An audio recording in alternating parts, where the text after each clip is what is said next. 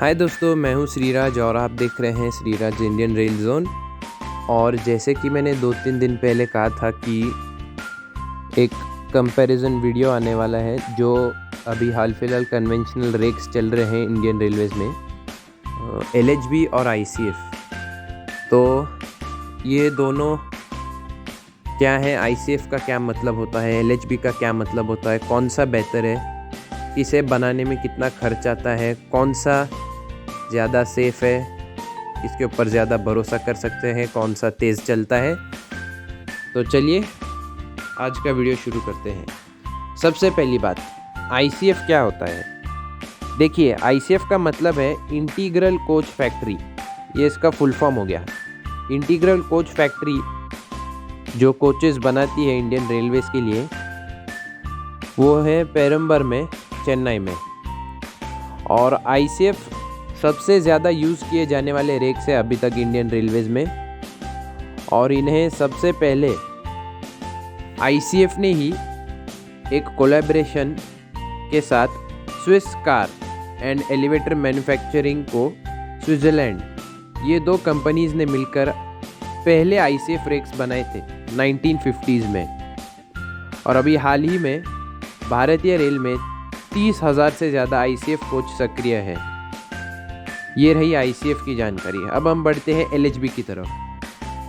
LHB का मतलब है लिंक हॉफमैन बुश, और इनका production mainly rail coach factory Kapurthala में होता है। और साथ ही में आईसीएफ चेन्नई और मॉडर्न कोच फैक्ट्री रायबरेली, ये भी प्रोडक्शन में हिस्सा लेते हैं। एलएचबी कोच मॉडर्न है, एडवांस टेक्नोलॉजी पर बिल्ट है और इन्हें हाई स्पीड ट्रेन्स में यूज़ किया जाता है। इन्हें सबसे पहले लिंक हॉफमैन बुश, जो एक जर्मन कंपनी है, उसने बनाया था और फिर वहाँ से इंडिया ने इंपोर्ट कर कपूरथला में प्रोडक्शन स्टार्ट कर दिया। और अभी हाल फिलहाल 15,000 से ज़्यादा एलएचबी कोचेज़ इंडियन रेलवेज़ में सक्रिय है। और इंडियन रेलवेज़ ने ये प्लान किया है कि जल्द से जल्द जितने भी आईसीएफ कोचेज़ हैं उन्हें एलएचबी के साथ रिप्लेस कर दिया जाए। और आईसीएफ कोचेस की एक कोड लाइफ होती है, जिसमें कोड लाइफ का मतलब हुआ कि उनकी जो किसी असेट की वो लाइफ, क्या कहते हैं उसे, लाइफ टाइम असेट।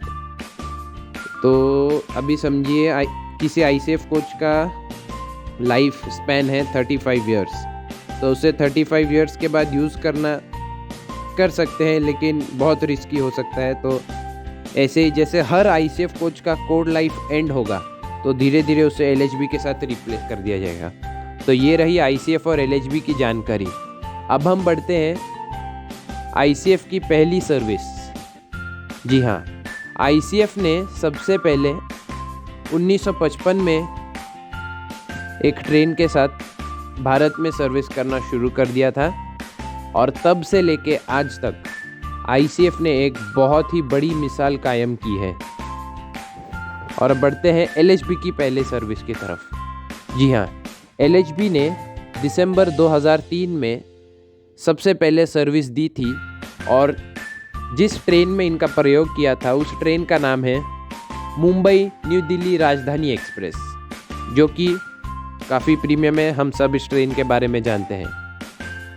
और अब सबसे ज़रूरी बात, स्पेसिफिकेशंस की तरफ बढ़ते हैं। आईसीएफ कोच की लंबाई 22.28 मीटर की है। ये स्टेनलेस स्टील से बने हुए हैं और यही कारण है कि ये काफ़ी हैवी होते हैं और इनमें एयर ब्रेक का इस्तेमाल किया जाता है। और आपने नोटिस किया होगा, जब भी आप किसी आईसीएफ रेक वाले ट्रेन में ट्रैवल करते हैं तो काफ़ी नॉइजी होते हैं वो।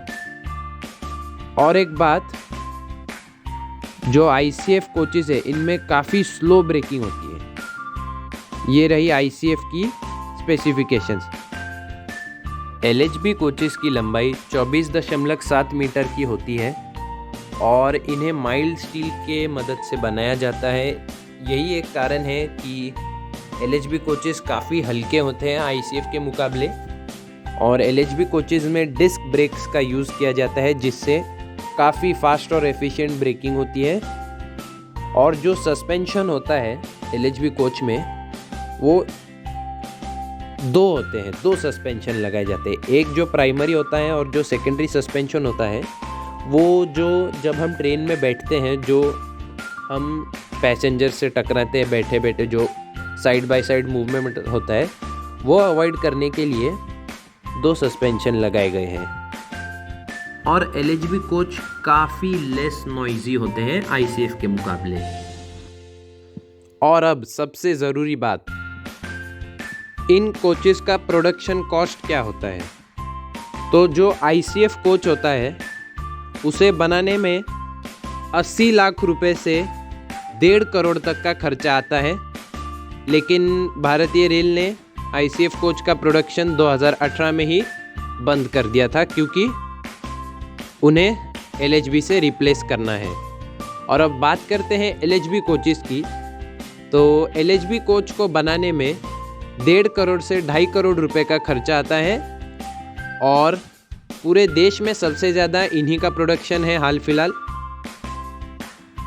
और इन्हें जल्द से जल्द ICF से रिप्लेस कराना है। और अब जो टॉपिक के ऊपर हम डिस्कशन करने जा रहे हैं उसे ध्यान से सुनिए। दुर्घटना के दौरान होने वाला नुकसान। अगर दुर्घटना की बात की जाए तो सबसे अनसेफ कोचेस जो है वो ICF है, और यही कारण है कि भारतीय रेल इन्हें जल्द से जल्द LHB के साथ रिप्लेस कराना चाहते हैं। एक रिपोर्ट में ये साबित हुआ था कि ICF कोच लगभग 98% ज़्यादा घातक साबित हो सकते हैं LHB के मुकाबले। वो चाहे भारी नुकसान हो, रेल संपत्ति का नुकसान हो या लोगों का।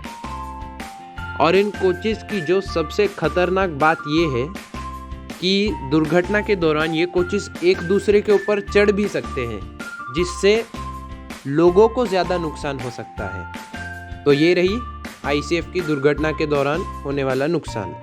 अब बढ़ते हैं LHB की तरफ।